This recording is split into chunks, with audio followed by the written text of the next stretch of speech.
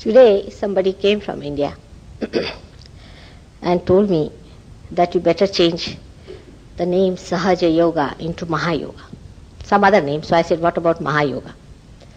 And he liked it very much. He said, now people are taking Sahaja Yoga as their own and they are using it for their own purpose. I said, very good idea. If they are using it, it's even better. Because word itself suggests that this union has to be spontaneous. They have to give a spontaneous union. If they claim it, they have to do it. If they are not doing it, then it's wrong. It's very simple. But he said in any case, Sahaja Yoga does not denote the dimension which it has reached, that people are getting mass realization. Moreover, he said that people don't understand that the time has come for thousands of people to get their realization. Perhaps we are not aware what time we are born. So many people are seeking God. Never in the history before there was such a multitude which was seriously seeking God and honestly wanting to get their union. Only in the modern times you find they are very honest, very sincere, and they are as if born seekers. I mean, their quality is that they are seekers. Their temperament is that they are seekers. They are not satisfied with anything else but seeking. Why this is happening? We have to think about it. Why people are not satisfied with what they have? Why are they not seeking now the materialism or the powers which are other than the divine power? Why do they want that they should know their spirit? What is the reason? Why such an upsurge? And why people like mad are following anyone who comes across to try every method and experiment with everything to get that bliss and joy? You know, from ancient times, people have been talking about your rebirth. Even at the time of Rama, one disciple called as Nachiketa went to the father-in-law of Rama, whose name was Raja Janaka, and asked him that give me self-knowledge. And Nachiketa was very, very anxious, very much wanting to be the spirit. But Janaka put him to many tests, and the conversation between them is very interesting. So one individual is mentioned in those days, I mean that's long time back, Rama's time, who was seeking. Even at the time of Christ, there was, we would say, John the Baptist who talked of baptism. But as far as seeking is concerned in the multitude, there was no such urge. There was not that seeking as you find today. So there must be something in the atmosphere. Then another thing is that we are trying to save time. We must have watches. We must see that after every 10 minutes. Or we have to save time. We cannot waste time. I mean, supposing somebody has to go to India, then a date is fixed, and then he must go by that plane, particular plane. If that plane is missed, he thinks he's lost the world. Time saving is another urge within us. Why do we want to save time? Why this urge from the unconscious is so strong that we must save time? Is there something going wrong, or something is going to happen, or is there some urgency or emergency which you feel in the time itself? Because in the olden times, nobody used to worry so much about time. So what is the reason for this kind of time saving today? We can see very clearly that there are genuine seekers, there are seekers because of the faction around, and there are people who do not seek, who are quite satisfied with whatever mundane life they are leading, or whatever ambitions they have other than seeking. But the genuine seekers are so many in number that we have to find out why this genuine seeking is working so much.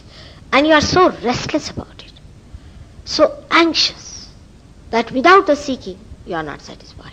You are willing to give up everything that is on this earth with you, or whatever is your own so-called possessions, but you want to seek yourself. That's a fact. It's absolute honest. There's no doubt about it. But why there is seeking? It is because the last judgment has started. The last judgment has started now. Many great souls are taking birth.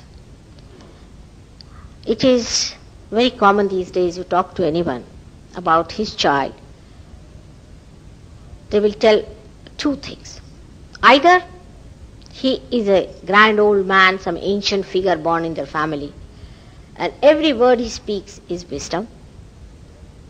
Or the other thing they may tell you is that he is a monster, he is good for nothing, he is useless. Nothing in between. Now this happening also was very uncommon. Now we have seen, so many of you who are Sahajogis, that so many children are born realized. I mean, when I was born, I found very, very few people, except for my father. I couldn't find anyone who was born realized, and there were many fakirs and saints who came to our house, or we went to see them, and I found that their kundalini was all frozen there. They may be calling themselves saints or whatever it is, but I was amazed that there was no companionship with them, because you couldn't talk. They were at a very low level of evolution, and they're just trying to make money or give some sort of a technique or some sort of a, you can say, some sort of a blah blah blah. Even then it was so. But innately, in a country like India, people know what to seek, what to find. Now, because of your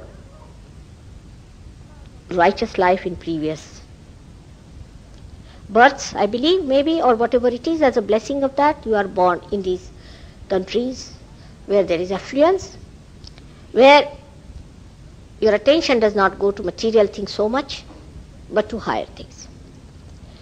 And then you start thinking that all this is a waste, a junk, and we are not going to carry the junk of our parents on our heads. Some sort of a feeling crawls up, and you start seeking. In England, I don't know how many children I have seen who are born realized, of a very high quality. Such great souls are taking birth on this earth. Why? It never happened before. And within these 10 years' time, such a tremendous inflow of these great souls is felt that one has to realize that there is a kind of an emergency. This emergency is felt also even in those people who are not yet seeking. They are so speedy, they are so anxious, they get into stress and they get into tensions. If you ask your forefathers who had gone out to wars, they never had tensions. They would kill 10 people and sleep off nicely without thinking about it. They didn't even have the sensitivity that you have, that compassion and that understanding. With this growth within, or we can say with this urge within, also there are many things that have happened outside that you can see very clearly, is that a consciousness has come, a collective awareness has come as to the idea of cruelty, wars, and also domination of other people. Perhaps none of you could be as old as I am here. I have seen this working out. People are so much changed in their ideas. It's such a revolution that you cannot think a person like Christ today to be born and to be crucified. Of course, you may misunderstand. You may not like him because he's a carpenter's son, he's too simple, he talks of spontaneity, he doesn't give you any technique, he doesn't take any money from you, he doesn't organize. You may not like him. And you may deny him also, thinking that he's just useless. But you cannot crucify. Under any law, you cannot do it.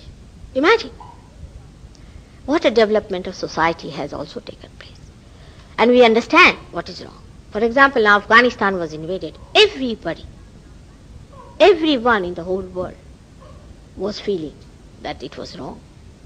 When one of the satellites was falling and there were some astronauts caught up in that, the whole world was watching. I mean, they were not Indians and they were not Egyptians, but everywhere people were watching that they should come down safely. Everybody was praying in their own way that, oh God, they must be safe.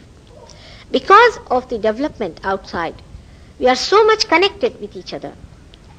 There's such an articulation of our thoughts and our ideas and our feelings and our sensitivities that anything happens in any part of our country we do feel, in any part of the world we feel, anywhere anything happens to someone, we feel it.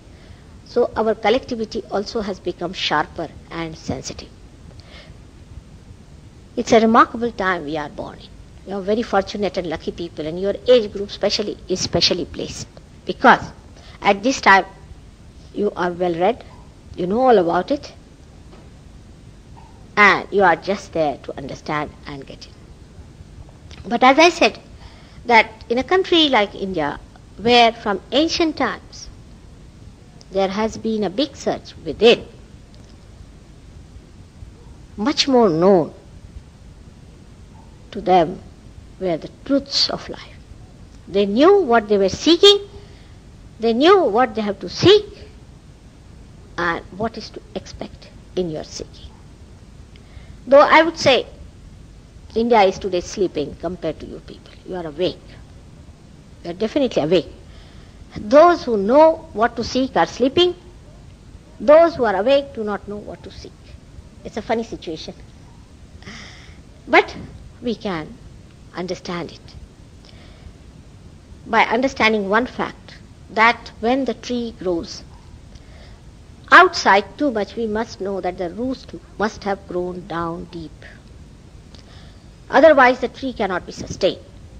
If in the west we have grown very much outside, in the east maybe one or two roots maybe have gone deep down to find out the source to sustain this tree. For me, I mean, east and west doesn't exist, nor does it exist for anything that is divine. It's human conception of east and west and these countries and all that. It's only one map, a beautiful picture God has created. Only human beings think that we are different and they are different. Of course, He has created varieties just to create the joy of beauty. But He never created east, west, north, south, and the difference between the people. That's our own conception, whatever it is. Definitely in the growth, there are two types of people. One are the people who are growing outside. Extroversion is much more. People are seeking outside, and there are people who are seeking inside. I would say like the Pisces. See, they have two fishes. One fish is seeking inside and one fish is seeking outside. In the same way, the whole universe looks to me that some are seeking outside and some are seeking inside. Now, those who are seekers of the divine must take some guidance from people who have found out something before. For example, I had a big discussion with a gentleman who said this is Occidental and this is that and all. I asked him, who was Christ? Was He born in England or in America? Why did you accept Him?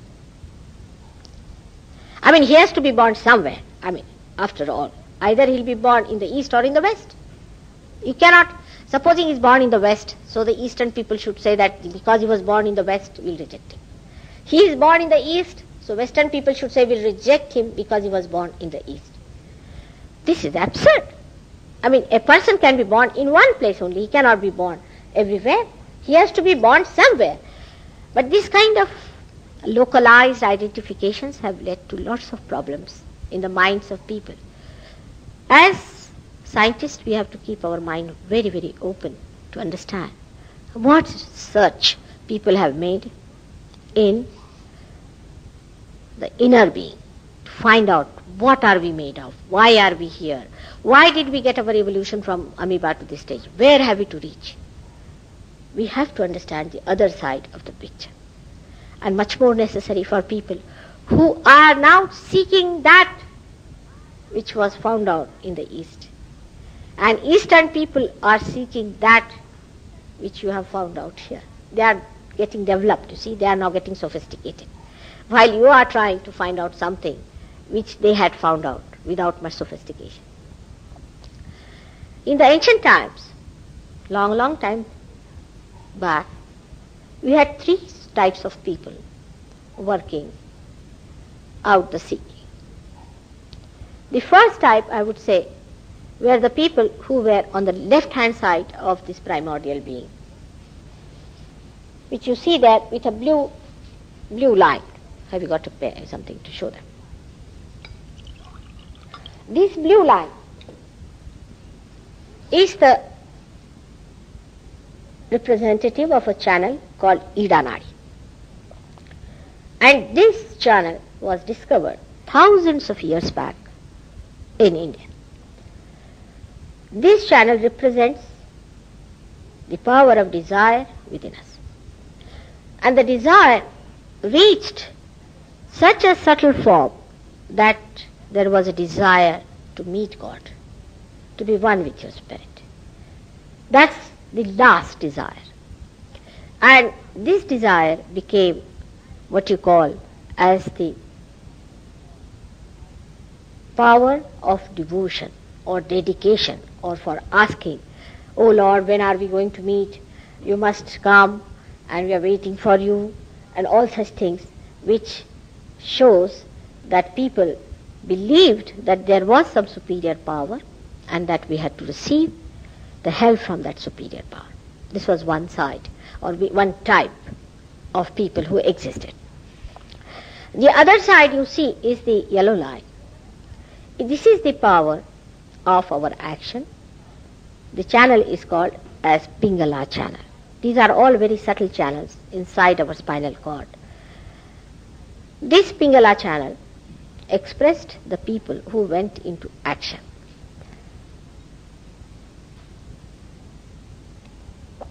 Now, the power of action in the West, I think, is a later manifestation of the way people acted in India.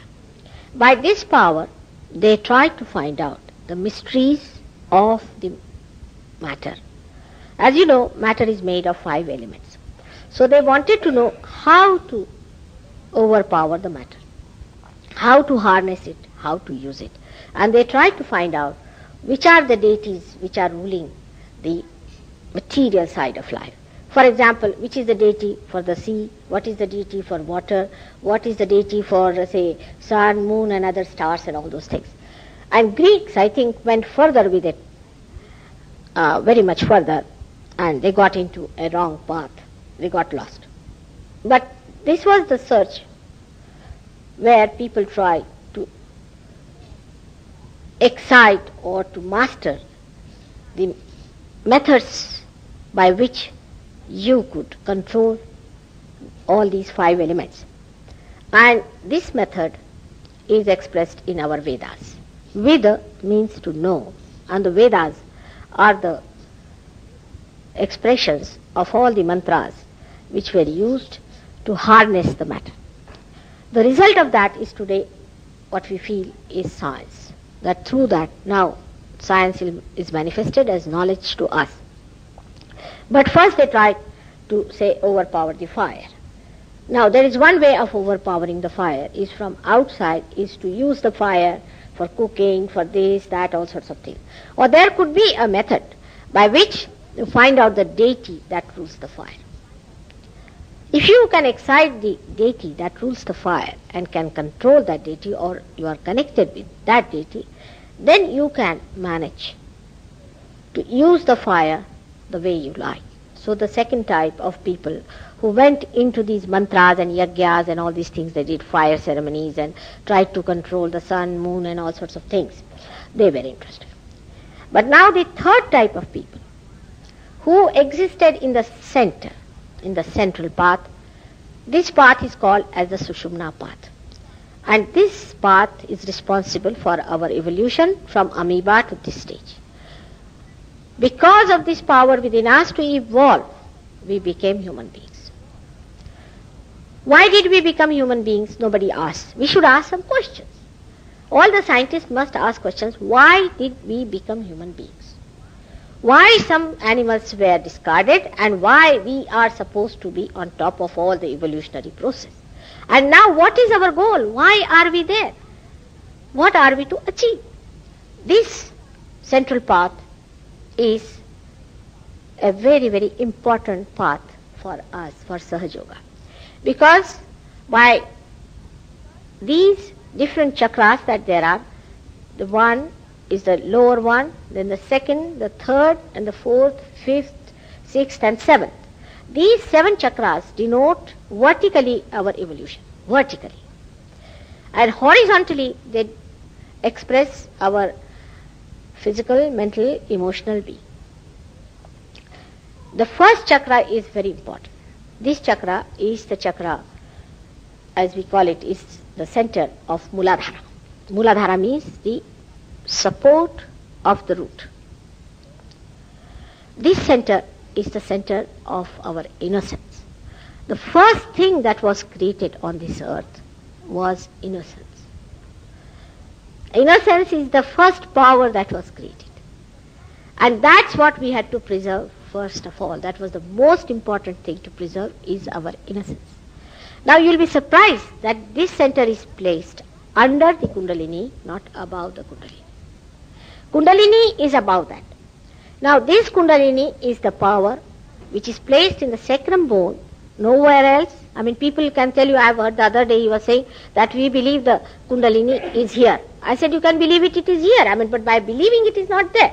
Because what you see is the pulsation of Kundalini in this area. When Sahaja Yoga starts, in many people with naked eyes, you can see the pulsation of the Kundalini in this area.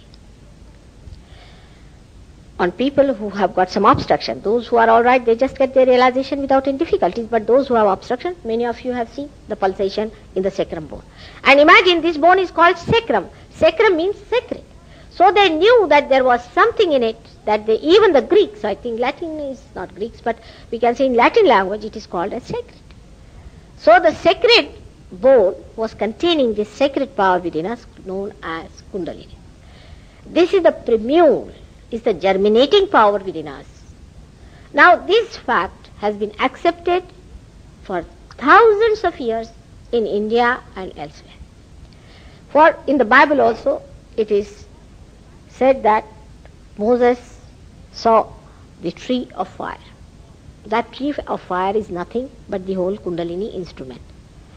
They talk of the tree of life. That is the same as this. They talk, in the Bible it is said, I'll appear before you like tongues of flames, is nothing but these centers. And these centers you can see clearly within yourself, look like living flames as these are. But these are static and they are moving and living. So this is the thing that is being described in our ancient books. In all the scriptures, even in Quran, they are described as Ruh, R-U-H, Ruh.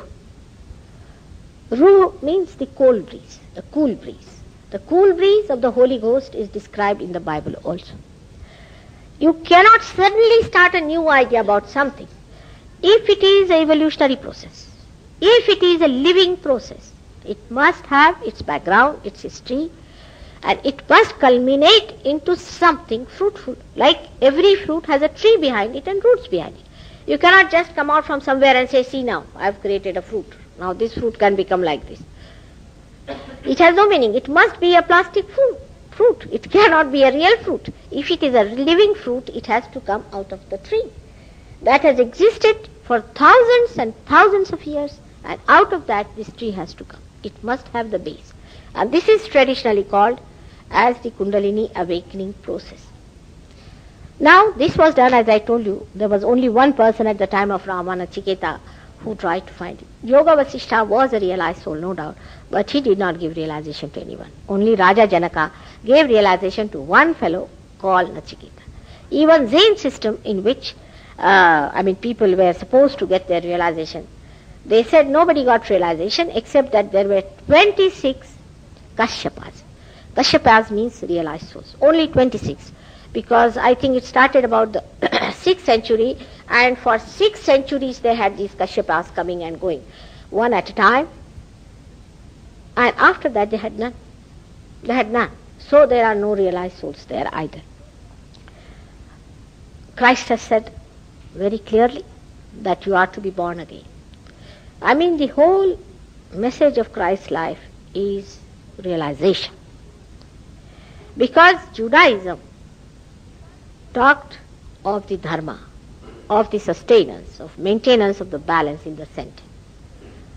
That also, like a tree, that was very important. But then Christ came on this earth to show that you have to become the Spirit.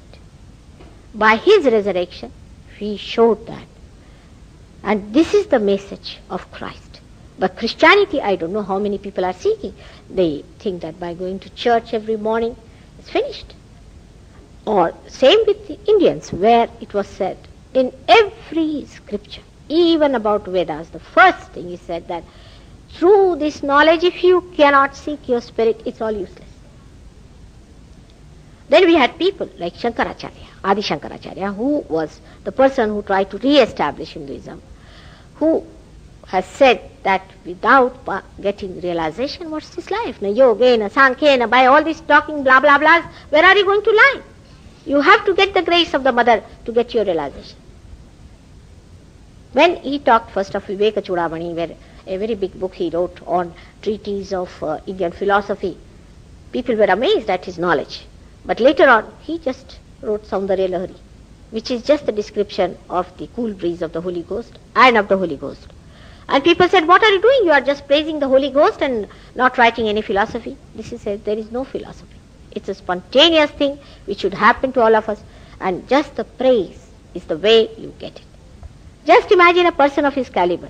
But what are the Hindus doing today is nothing but the same old style techniques and ritualism and all nonsense. They are also lost. There is such a pickle made out of every great incarnation that to me it was a shock to see how they have been able to spoil every incarnation into zero.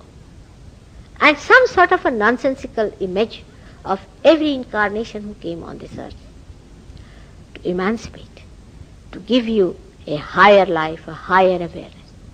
So we come to the point where we have to think, what have we to expect?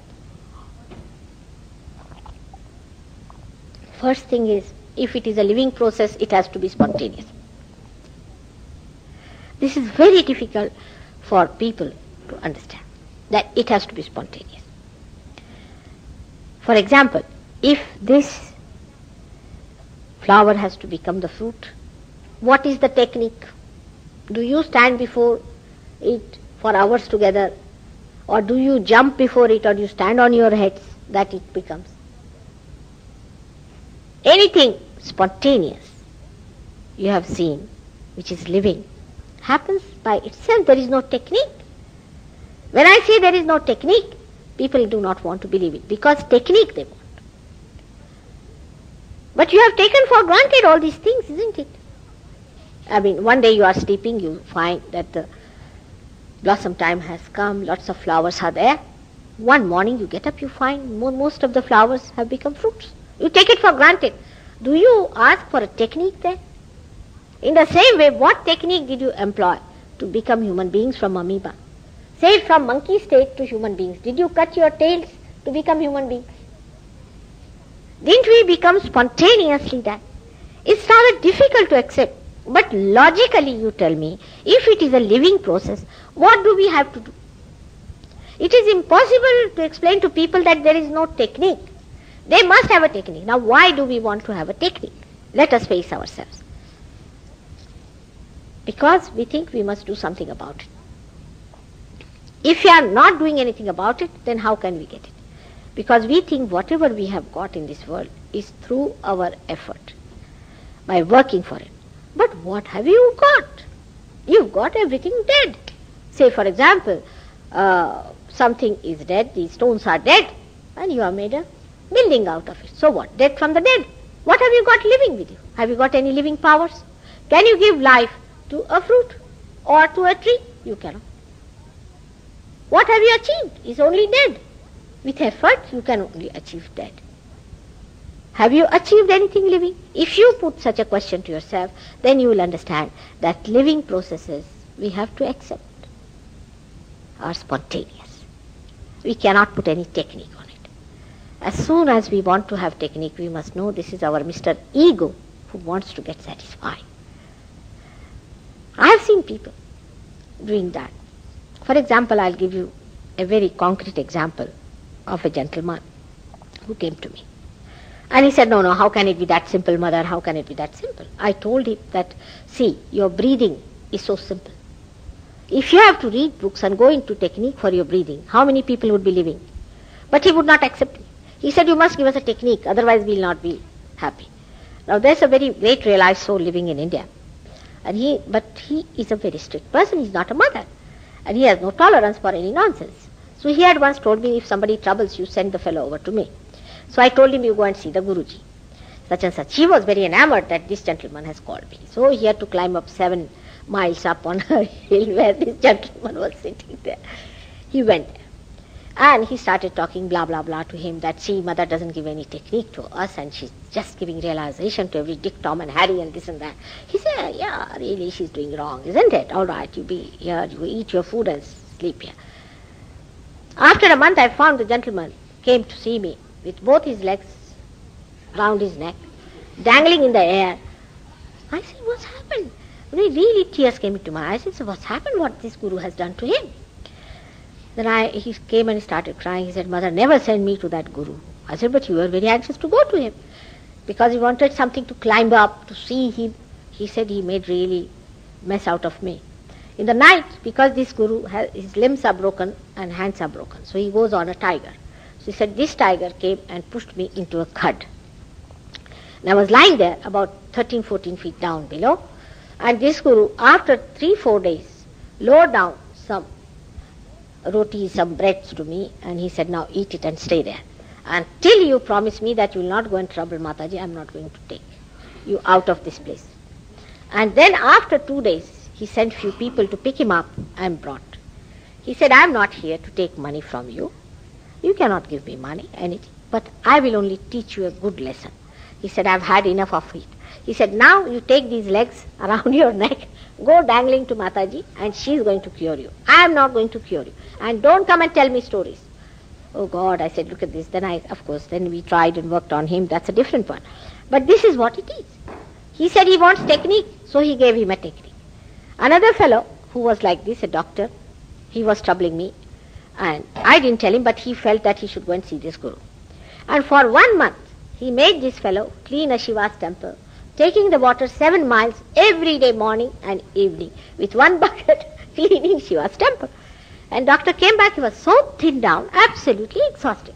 I said, what's the matter? He said, I was cleaning Shiva's temple for a month. So when I met this Guru, I asked him, why did you do that to him? He said, for a donkey, you better give donkey's job. It's no use telling them something of the higher life. They don't want it. They want donkey's life. So let them jump and do what they like. Let them be donkeys. Why should you try to give them so simple? I was amazed at him. He said, mother, you are a mother and you do what you like because this is your whim. But as far as we are concerned, we are not going to give realization to anyone. I have given it to one and he's become a hopeless man. So I went to see this gentleman one day, the one who took 25 years to get his realization. And because one of my disciples had to invite him. Now this fellow was smoking cigarette like this, sitting before me, and he was talking quite a lot, and there were girls and women, you see, pressing his feet and doing all kinds of things. Of course he got up, touched my feet, all right. He sat down. Then he started saying that now why this Maharaj is coming to see you in Bombay, after all he should not leave his place, he has been there for 108 years, this, that. I said, who are you to judge him? Why are you judging him? He's your guru, why should you judge him? He has given you realization. Yes, he's given me realization, I know, but I can also tell him something. I said, but what about your smoking? You are still on with the smoking. Oh, I don't care, I'm beyond everything. I said, all right. Then I sat down watching him for a while. I said, I'm going home. I said, you apply this tika to me. I said, all right, first I will apply. So I applied him. I said, now you apply. And I sucked his finger. This is Agya's finger of ego. I sucked his finger on my Agya, and he went on ha ha ha ha ha ha like that. He said, mother, what are you doing? I said, nothing. You are great. You are realized soul. Why should you shake before me? Why are you shaking? Why don't you get all right? Why are you shaking? He said, no, please stop it. I said, now first promise that you are not going to talk ill of your guru and stop all this nonsense of having women around and making money. But then the person with whom he went, he swindled them completely. Just imagine. And I asked this gentleman who met me at the airport, why did you give money to this man? They said, mother, because he said, see, I was shaking before mother because I was giving power to her. I said, such fools, why did you give him the money? Why didn't you ask me what was happening? This is what it is. When you want technique, then in the market there are 1,001 to give you technique. See, anything? They may tell you that put this on your head, light this and walk on the street. And you will find thousands of them walking like this. And the price of this will go up in the market and people will be doing it. Any sort of nonsense they will give you, you see, they would like to do it. For example, these people at, what place was that? Oxford Street. They are standing there and they had Hare Ramas. They had cleaned their hair completely and applied those, what we call them, shendis in India. I don't know what you call. And they are sold in the market, do you know, like all other wigs. They are sold as wigs there and that is to be applied there. And when they were dancing, that was falling down, you know. And the dress and sari they were wearing was also falling down. And such foolish people, I said, what do they think? By doing this, are they going to get caught? Some people, and all their dresses, I said, but why don't you sit down and receive the blessings? And why do? They said, but what's wrong in clothes, what is the need to have clothes? And they said, I said, that's not the point. What I'm saying, if by becoming naked, if you can become God, all the animals must go to God first before you must understand. What should happen to you is there should be a new dimension which must be enlightened within. A new dimension must come into you. What about your own power? Have you got your own powers? If you are spiritually evolved, you must have your own powers. This is like enslavement. I said, what are our own powers? I said, can you tell in this person where is the Kundalini? He said, no, we don't know. We have never heard about it. Can you tell what are your centers catching? Can you tell where are his centers rising? He said, no, we cannot. So I called him. I said, come along, have your realization. One of them I got hold of, somehow or other brought him.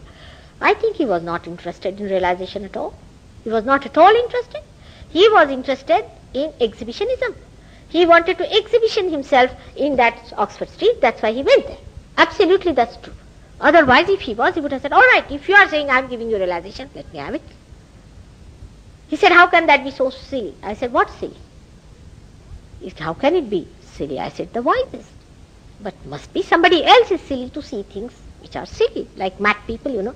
If you go to a lunatic asylum, they think you are all mad. Once our Prime Minister went to lunatic asylum. And one lunatic came and started talking to him very nicely. He said, how are you? When did you come here? And who are you? So he said, I am Jawaharlal Nehru. I am the Prime Minister of India. He said, all right. You will be all right also. I used to say the same thing. But how do you judge whether you are right or wrong? Where are you? The judgment comes when you have the dimension to judge. When you are realized, you can judge. You can say what chakras are catching. When self-realization comes in, you know all about these centers and you know all about these channels, about yourself and about others. The collective consciousness becomes an actualization. It becomes part and parcel of you, like an egg when it gets transformed. You really get a bird. It's not just blah, blah, blah. You just get to see the bird with its wings and everything. A transformation takes place.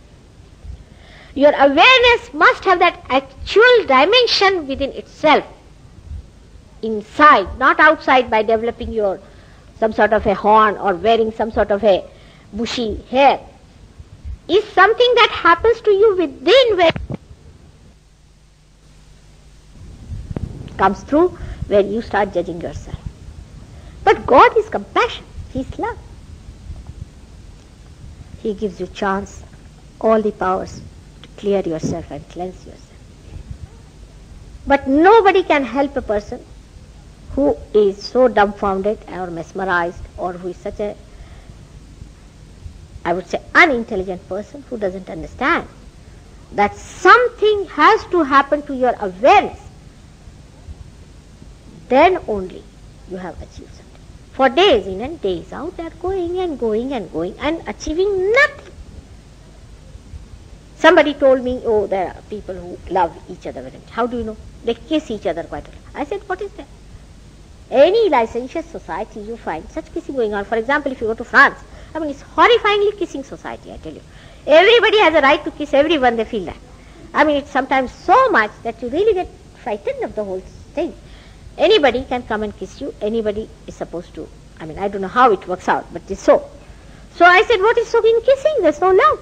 Love is a thing which is not expressed that way, but which works, which flows. Is a power which acts just like sun's rays. Sun's rays come and act on the leaves. In the same way, the love flows and acts on the Kundalini. And it gives realization to others. It transforms your life. You become a different person altogether. You become a master of yourself and you overpower it. Of course, some are, I would call them lame people, so they need little more time. Some are very fast ones, and some are so quick that they once get it, they never lose it. And then the real growth of the new personality starts, in which you start enjoying that bliss which is promised. All that is said before has to be proved today. Everything. Now, like, we went to one of the, what church was that? I don't forget. Protestant church meeting. I mean, Catholics and Protestants and all sorts of things, I'm facing mullahs and priests and this and that. But these people, they said, we believe in Christ. I said, very good. That's a very good thing to do, is to believe in Christ. Thank God, at least there's no somebody anarchist or somebody who is anti-Christ I'm facing with. But I said, where is Christ? He's everywhere. I said, all right, but how do you contact him? Everywhere there is ether. Everywhere there are pictures. Everywhere there is music. But how do you get them in the television? How do you contact? He is placed in a center within us. And we can prove it through the Kundalini awakening that Christ is there. Because when Kundalini reaches that center, the center which is on the optic thalamus, which controls the pituitary and the pineal body, in that center resides Christ, can be proved through Kundalini awakening, because when Kundalini arrives at that point and it does not pierce, you have to take the name of Christ, and then Kundalini moves on. But not the person who is not realized. The one who is realized cannot do it. So there are two types of people you find in Sahaja Yoga, is the people who are realized and those who are not realized. Now here the conflict starts, that people who are realized can shock other people because they say some things very positively.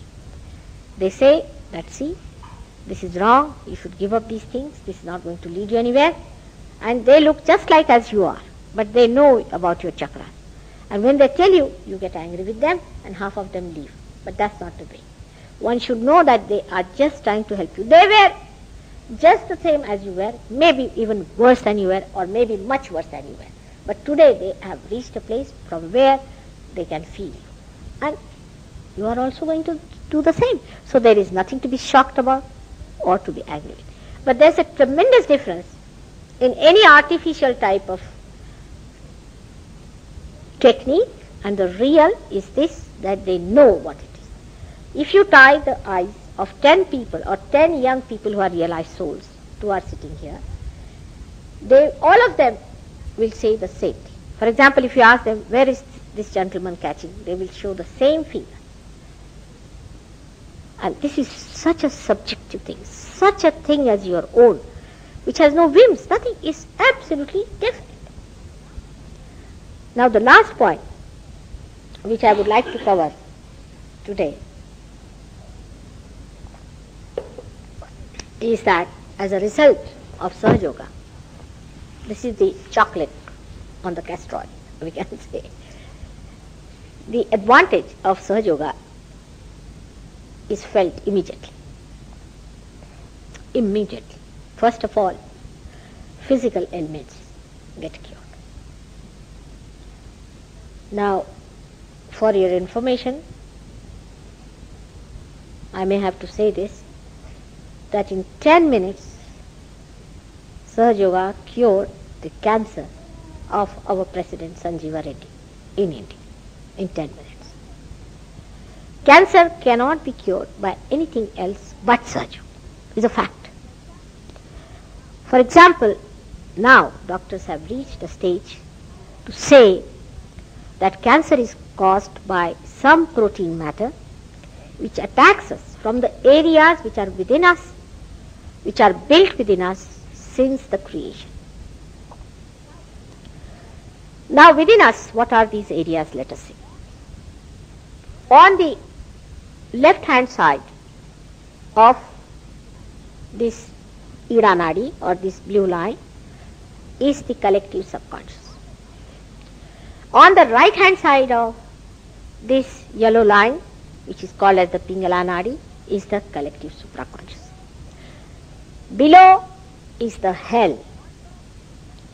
On top is the superconsciousness, which we call as self-realization, because this is the seat of the spirit which is manifested in the heart. These are the areas, of course, doctors don't know. But whatever the psychologists start talking, like blind people, can be easily seen through when the lights are on. For example, from the left side and the right side, I have always said there are entities which attack. Those who disappeared in the creation went out of circulation because they were not good for our evolution. They all exist there. Say there are some vegetables which form viruses, there are some birds, some animals, and many human beings who exist on both the sides. On the right hand side are the people who are very ambitious, who dealt with material things and who tried to overpower matter and tried all kinds of tricks. These are the people who are still there existing within us. When we try to go to extremes, either to the left or to the right, by any one of these techniques, we get caught up. And when this thing happens, these protein, so-called 58 protein and number some sort of 56, all these are nothing but they are entities. They attack us and they trigger the cancer within us. And once this is triggered, there is no way out, because once you are in these areas, you will be attacked more and more, and a galloping state is established. For example, now let us take the case of blood cancer, a simple thing. Like blood cancer is the most simple thing and is very simple to treat also. David Spiral is laughing. All right, how you get it? The spleen is the speedometer within us, spleen, which is placed on the left hand side like a round ball. This creates, no, on top a little bit. David, can you come and show them?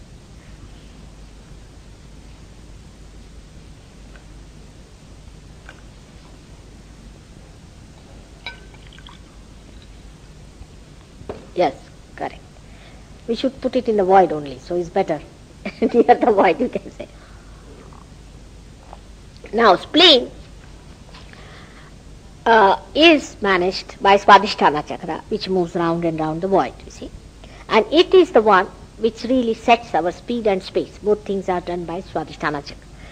But this poor spleen is creating blood cells for us. First of all, if you think too much, then the Swadhisthana chakra has to convert the fat cells for the use of the brain, and it neglects the spleen, the liver, the pancreas, the kidneys, and the uterus. But when it neglects the spleen, this is the first cause, the primal cause we can call it. Secondly, those people who are supposed to be very speedy, those who think too much are speedy people also. They will eat their food with such a speed, I can tell you, that I have seen people that they can polish off things before, you see them there and it's finished. They are so fast, and if I am sitting with them, I am really starving because I just can't keep pace with them. But you serve them and it's finished, it's polished off. Then they will eat with that speed and immediately finishing that plate there, and they run off for some other work. Now this poor spleen has to now create blood for the digestion. Then suddenly the fellow runs out, it has to give energy, the blood cells for its running. Then he sits down and he starts thinking. While running he is thinking, he is doing many things. You see, we think this body is a multi-purpose machine. So with one thing we'll be brushing, with another thing we'll be doing something else, with ears we'll be doing something else, with nose we'll be doing something else, with stomach we'll be doing something else. Like that, the whole body is poor thing, busy with multi-purpose things. Poor this body. And then this spleen becomes really mad. It goes bizarre, as you call it. It does not know what's the matter with the fellow. It does not know when it will jump and when it will go into some sort of a new activity. So it goes really bizarre, and then the cells that are created by it become malignant cells, and blood cancer is second. But the third thing that really attacks it is one of these entities catching hold of these blood cells, and blood cancer is setting. And blood cancer can be very easily cured. I have seen now 3 cases where doctors predicted that the patient is going to die within 15 days, is still surviving after 3 years. Quite hale and hearty. If you just pull your attention through Kundalini awakening and pierce it through here, the attention which is spread out on left and right and gone to the extreme like this, stretched, can be pushed out onto the superconsciousness. Immediately all your attacks are finished. All of them are left high and dry in their own places, and you are cured. And that is how blood cancer can be cured very easily in Sahaja Yoga. But that doesn't mean you think of all the blood cancer patients you have and bring them along here. That always happens. I would request you not to do that. See, this happened at the time of Christ and it should not be repeated again. That God is interested in curing people who are seekers, who are seeking God, and not curing people who are not seeking. You do not look after a lamp which never is going to be enlightened. You just throw it in the junk. In the same way, those who are seekers get their realization and get their cancer, all kinds of incurable diseases, diabetes, this, that, lots of things are cured. Endless. So this is first thing that happens. Is physical. Then mental. There are some people who are here sitting today who are horribly epileptic. Some of them used to scream for 3 hours, thanks to some great gurus who have managed to polish off everything that they had, who have managed to take away all their money, mesmerize them completely.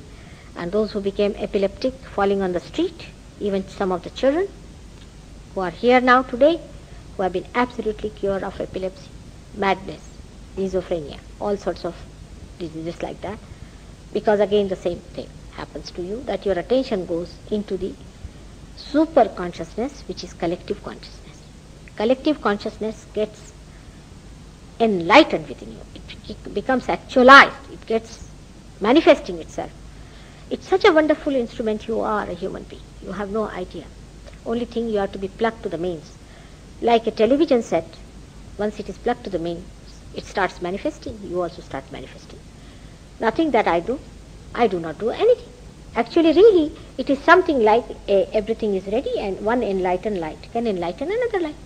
What is there to be done? You are just ready and you just receive your own powers. I don't do anything. And why should one feel so hurt if I am doing it? See, it's something surprising. Because a gentleman very seriously asked me, why you? I said, he was a doctor. I said, doctor, I'll be thankful you come in my place.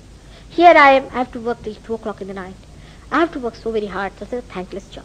You better do it. I'll be very happy to be your disciple. And whatever you say I'm willing to do, you awaken the Kundalini of people. He said, but I cannot. So I said, that's why I'm here. Unluckily, I know this. Unfortunately, I know it. Now what to do? That I am supposed to do.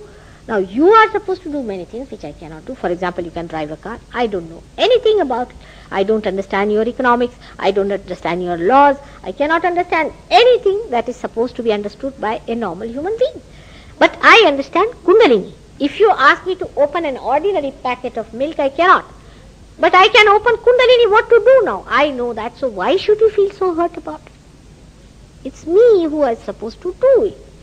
And that's the only problem, if you can overcome it, that you know so many things and I don't know so many things. Then there won't be any problem of ego coming in between. As if I have to, say, do something fixing up this, I'll have to ask Douglas to do it. I do not know how to fix it. I may spoil it, but I do not know how to use it. So this is what it is, simple as that. And this has to be done. It was all promised. I have to do it. All this time has been promised. All this happening has been promised. This is your right to get it. You better get it. You cannot pay for it. No question. It's an insult. It's love. It's not mercenary. It is love. You cannot pay for it. You cannot purchase me. I am quite an illusion also. I can be quite tricky. So be careful about me. If you try to avoid me, I'll avoid you 100 times. And you will go out of circulation. So be careful. Because I am not that simple as I look. I am telling you beforehand. So be careful about it. But still you will forget. Because I look so simple. You see, but I am not. I know so many things about you that I may try to just avoid you. And I may really get you out of circulation for some time, till I have really sincere, good people in here who get their realization, and then later on we can try these people who have gone out of circulation. It works out that way. Many a time Sahaja Yogis think that we have very few people coming to Sahaja Yoga. I said that has to, because this is real work. This is not that you become an organization member of somebody and you are certified, all right, you are a Sahaja Yogi. There is nothing like that. It has to happen. The Kundalini has to come. You have to feel the vibrations. It is a happening. Unless and until it happens, you cannot give false certificate. It's not like plastic flowers. It is a real flower. And for the real flower to come in, it takes time. Doesn't matter. We cannot give false certificate. So the second thing that happens is emotional thing. Third thing is spiritual. You can say, spiritually, you understand Sahaja Yoga. You understand what mistakes you have committed, what wrong people you have been to. Immediately understand. You find it out. And also, you are told each and every secret, how to do it, how to raise the Kundalini. You can raise Kundalini. Only if Agya has crossed if the Kundalini has crossed up to Agya, you can raise Kundalini. As soon as you get your realization, you can give realization to others. Because of emergency. We have to give realization to thousands and thousands and millions and millions. You can give realization to people. There are all these people have given realization. Not only that, you can cure people. And you can know as to how you are progressing, where you are. What are the chakras, where they are placed on your fingers, where they come. Everything you can know. It's all inside, not outside. And it should happen to all of you. After all, I'm here only for that job. I'll work very hard, and I've been working very hard, everyone knows that. But you have to also understand to cooperate a little bit. Take your realization. After realization, you will have to work harder also. But before realization, just leave it to people who are realized. Like when you don't know swimming, it's better to leave it to people who know swimming. Once you learn swimming, you also teach others. There's nothing like inferiority, superiority and all that is not there. So just face it as simple people, not with all this misidentification with ego. Now somebody was raising the Kundalini like that. So one gentleman walked off. I said, why? He said, why is he doing like this? I said, but you do not know. Supposing there is a person who is trying to help you swimming. He tells you, he puts his hand under your belly. You can get angry with that person. Why are you doing that? Well, he is making you to float.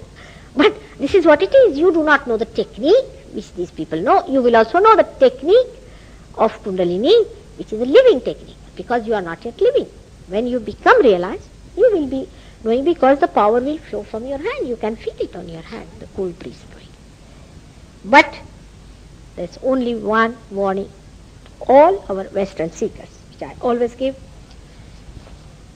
that you are great saints. I know you are seekers, you are very genuine, you are honest.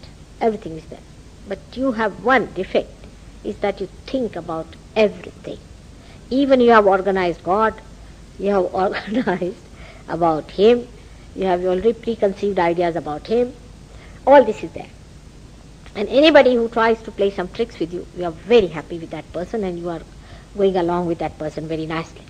But here, it is you who has to know. It is you who has to achieve. It is you who has to judge. Nobody is going to say that you are all right unless and until you say you are all right. It is you who has to believe into it. So what happens that after realization, the Kundalini rises and she pierces the spontaneal bone area where you get your baptism. You can even feel the cool breeze coming from your head. Actually, you can feel it. But then you forget the experience. You go home and start thinking about it. As soon as you start thinking, the whole thing comes down. Because it is beyond thinking. The happening is beyond thinking. Without thinking, it has happened. By thinking, Kundalini doesn't rise. So just allow it to work out. When it works out, you will be surprised it's flowing. Supposing there is electricity coming, and the electricity comes in, you see the light flickering. If you start thinking about it, do you think you will get back the light? No, you have to put the connection right. It's something like that. So thinking gives you ramblings, people are lost, then they come back, and once after realization, if you lose it, it takes time. It takes time. It's a headache to me and headache to you. Many people do that way, but please don't do it. After all, you are seekers of ages. Why should you waste your energy and time and mine also? Be sensible and wise. Get your realization and get to it. Give up all your misidentifications. All these are misidentifications. And do not reach that point where you become helpless and you have to give up these misidentifications. Because I told some people, one person I told that your guru is not all right. And he wouldn't believe me because his voice was catchy. Then he got epileptic, he got sick, then he came to me. It took me 3 months to work on him. So, you see, the whole process of emancipation is slowed down, and that's how you pull down the forces of divinity. There are so many things one can say, as you know. There are lectures and lectures, and Douglas has so many tapes, and in London itself, I have done so much. And to understand why London and why England, you better read Milton by William Blake. He has prophesied all this that is going to happen. That England is going to be the Jerusalem. That it is going to be the pilgrimage. It has described everything that is Sahaja Yoga. It's a wonderful prophecy. You better read it to understand. It is even described where the ashram would be in Lambeth Bay. It has described that first it will start in Surrey Hills, where I first came and stayed. And he has described in the end how the Virgin herself is going to work it out, how the mother is going to work it. It's all beautifully done. So you had such a great poet like Blake, who has already guided you. Better take guidance from them.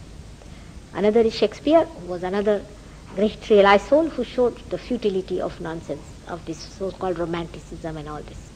So be sensible about it. Be wise. You have a great heritage. Your Stonehenge and all these things, I have talked about it. What are these? This place has been worked out by many saints before, and today you are born here. You are here to achieve your highest.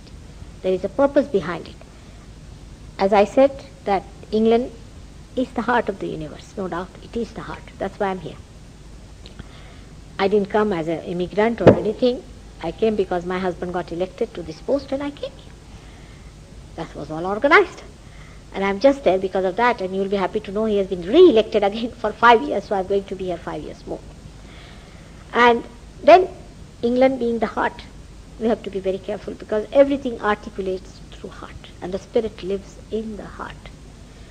England is the heart, India is the Kundalini, and Europe is the liver. Now see the contradiction. Kundalini, where Kundalini is in India, people are sleeping. Kundalini is sleeping. Where Europe, where the liver is, where the attention is, people are drunkards. They are drinking. The liver is gone. Where the heart is England, it is lethargic. Tell me now, what am I to do? This is the situation in which we are. So we have to rise to the occasion and achieve our goal. England is very important. Very, very important, and I'm going to work very hard, no doubt. But you all have to help me and understand that the time has come now to get what you have been seeking. All of you should achieve what you have been seeking right now. May God bless you.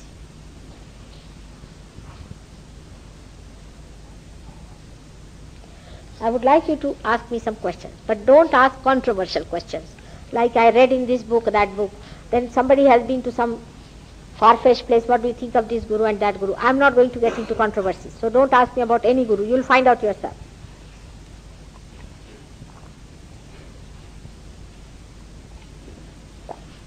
Ask some sensible questions about realization.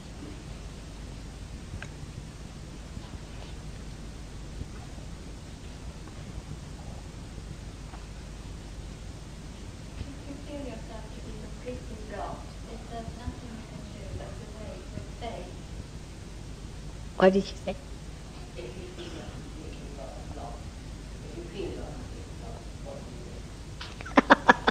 You leave it to me.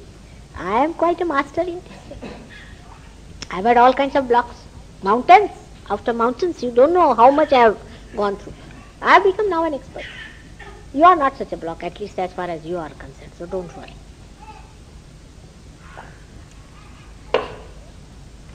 You see, I worked hard for years to study all the permutations, combinations.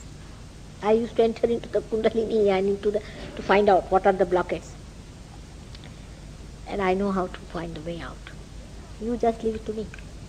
But later on when you get it, everything I'll tell you. Every secret about it. Everything I'm going to tell you. And you are going to become the master yourself.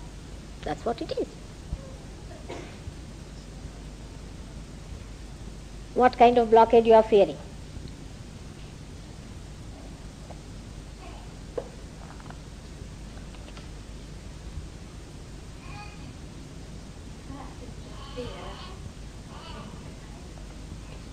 Fear is very simple to conquer. You see, it is because of conditionings. You see, people are, I don't know why they do it. This I cannot explain. You see, human beings are very difficult. Like in France, they said, Mother, if you say you are a happy person, they'll think you are naive. I said, why? Because you do not know any problems. So you have to be a very unhappy person.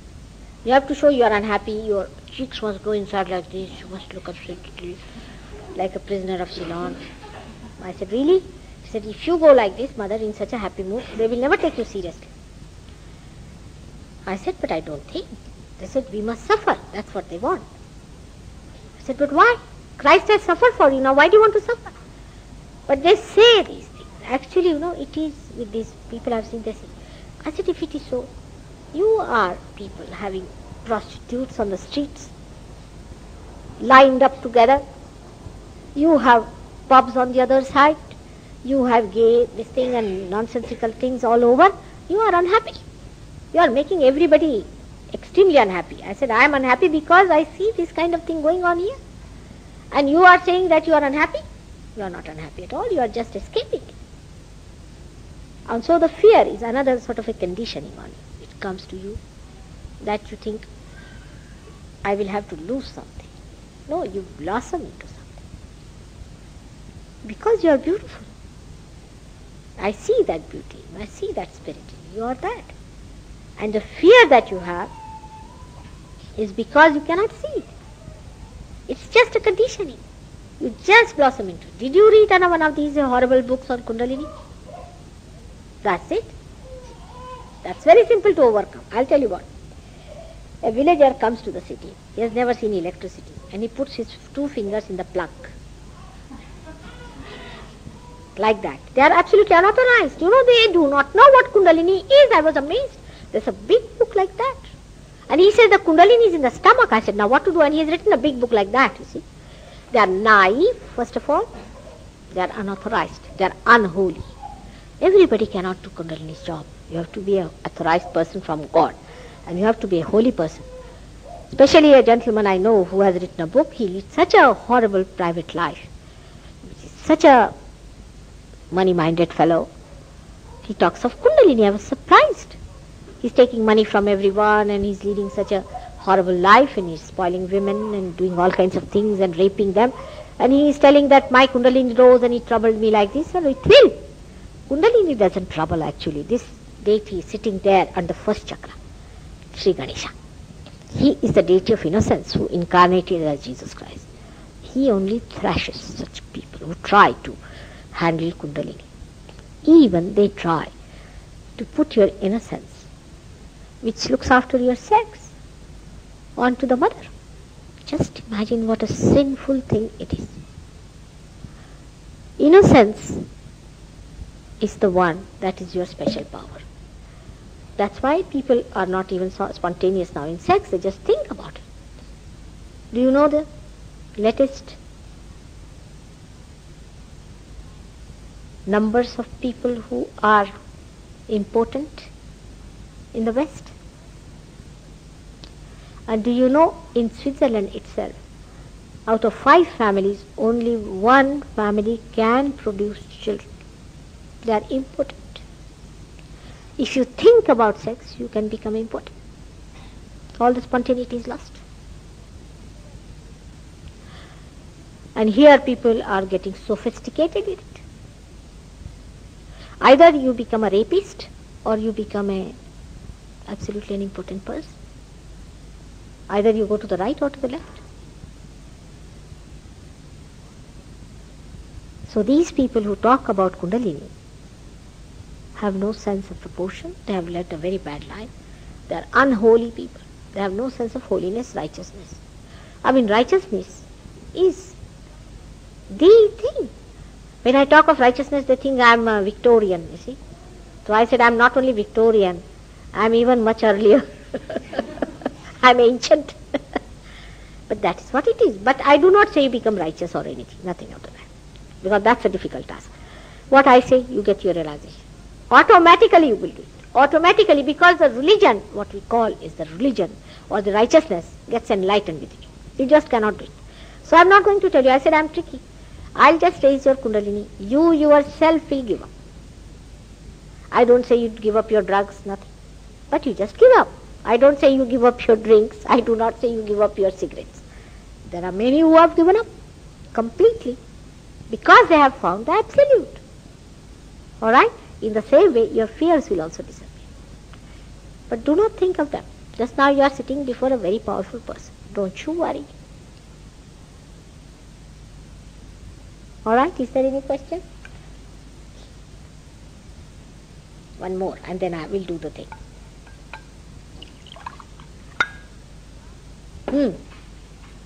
Anyone?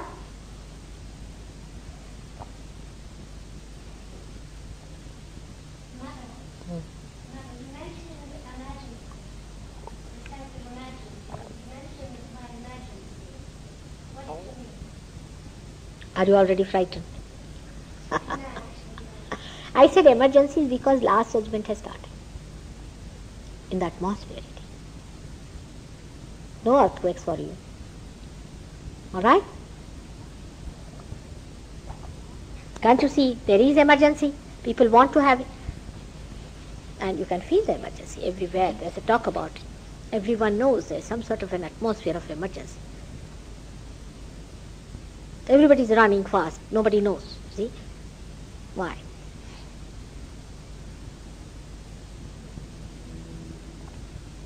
You don't worry. You are a realizer. Emergency is that you give more realization to East End people. Alright? Has he come? Oh, that's good, that's good. I'm happy to see you there. Very good, very good. Good. Very good. So, any more? No? Alright. Now, why I asked you to ask questions, that after this don't ask any questions, just have it. If you are hungry, you will just get it. I would request you to put out your shoes and put your feet on the ground.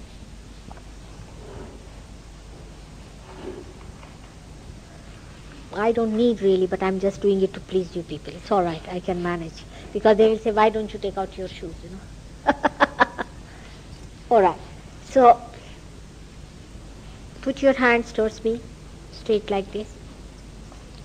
And you have to close your eyes. That's very important, is that you must close your eyes. Now, why? Because the Kundalini, when it rises above the Agya, if your eyes are not closed, it does not rise. Because there is dilatation of the pupil that takes place and it stops there. But maybe your eyes may be flickering, possibly. Then you open your eyes and watch me. In case that they are not flickering, then it's all right. Now, some of you may feel little heat. And if Sahaja Yogis tell you something, you just listen to them, don't get angry with them. It's for your good. If they tell you to remove something or do something, it's better to listen to them.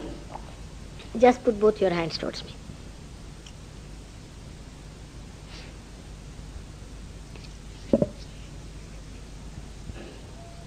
Just like that. Just see if there is flickering in your eyes.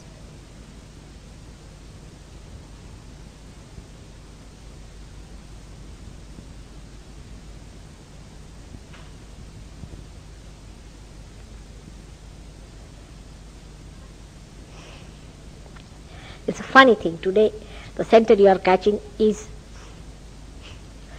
left nabi. And you have to decide one thing, that you have to marry sometime. Because there are great souls who are to be born, and we have to give them parents who are realized souls.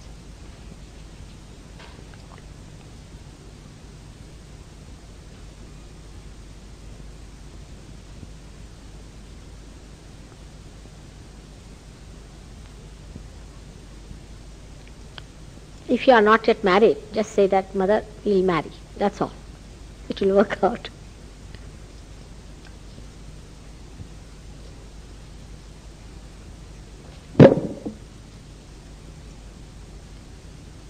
Still, if Nabhi is there.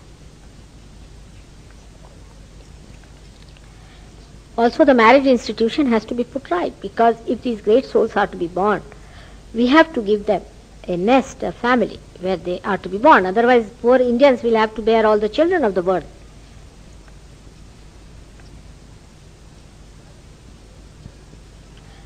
Because of this emergency, many people are taking birth.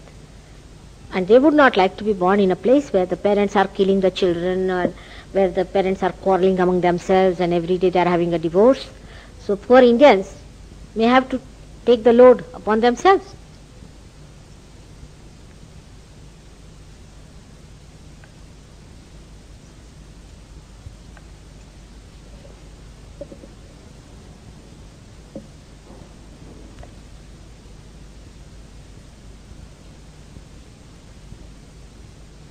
Marcus, close your eyes.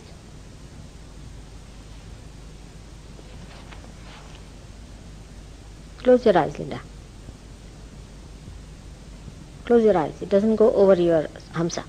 Close your eyes. Put your attention to your Sastara.